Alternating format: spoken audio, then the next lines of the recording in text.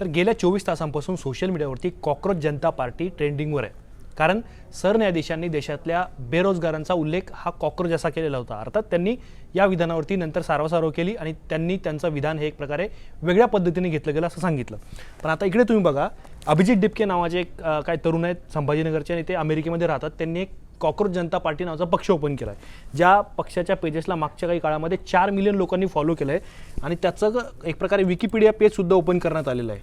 आणि या पार्टीने त्यांचा मॅनिफेस्टो, त्यांची इजिबिलिटी, त्यांचा कॉन्टॅक्ट डिटेल्स सगळं काही त्या वेबसाईटमध्ये शेअर केलेलं आहे। त्या पार्टीचा मॅनिफेस्टो आपण जर बघितला तर त्याच्यामध्ये त्यांचं काय म्हणणं आहे की जे सर्वोच्च न्यायालयाचे किंवा उच्च न्यायालयाचे जज असतील त्यांना निवृत्तीनंतर आम्ही राज्यसभा देणार नाही आहोत, हा त्यांचा पहिला जाहीरनामा आहे। मतदार यादीतून जर मतदारांची नावं वगळली गेली तर आम्ही जर सत्तेत आलो किंवा विरोधात आलो तर आम्ही चीफ कमिशन ऑफिसरला UAPA या कायद्याअंतर्गत अटक करू, हा त्यांचा दुसरा महत्त्वाचा मुद्दा आहे। तिसरा महत्त्वाचा मुद्दा त्यांनी काय जाहीर केला आहे, woman shall receive 50% reservation, not 33%, without increasing the strength of parliament according additionally 15% all cabinet position shall be reserve for woman. त्यांचं असं म्हणणं आहे की आम्ही फक्त 33% आरक्षण देणार नाहीत, आम्ही 50% आरक्षण देऊ।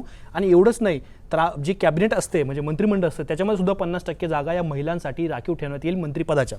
चौथं त्यांचं म्हणणं काय आहे, all media houses owned by Ambani and Adani shall have their licence cancelled. म्हणजे जर उद्योगपती आम्ही जर सत्तेत आलो तर अदानी आणि अंबानी यांच्याशी संबंधित जे मीडिया हाऊसेस आहे त्यांचे लायसन्स आम्ही कॅन्सल करू to make way for truly independent media. Bank accounts of Godi media anchors shall be investigated. म्हणजे जे सोशल मीडियावरती आरोप होतात की हे स्पेसिफिक अँकर गोदी मीडिया आहेत त्यांचे बँक अकाउंट्स आम्ही एक प्रकारे इन्व्हेस्टिगेट करू किंवा चौकशी करू आणि स्वतंत्र मीडियाला आम्ही एक प्रकारे प्राधान्य देण्याचा प्रयत्न करू। शेवटचा आणि अखेरचा त्यांचा जाहीरनामा काय आहे, म्हणजे एखादा आमदार किंवा खासदार एखाद्या राजकीय पक्षाकडून जिंकला तर त्याच्या पक्षांतरावरती आम्ही 20 वर्षांची एक प्रकारे बंदी घालू, म्हणजे सहज कुणाला पक्षांतर करता येणार नाही अशा प्रकारचा नियम बनवू, असं कॉकरोच जनता पार्टीचं सांगतात। ह्याच्यामध्ये महत्त्वाची गोष्ट काय आहे तर कॉकरोच जनता पार्टीशी संबंधित अनेक ग्राफिक्स सोशल मीडियावरती व्हायरल होत आहेत।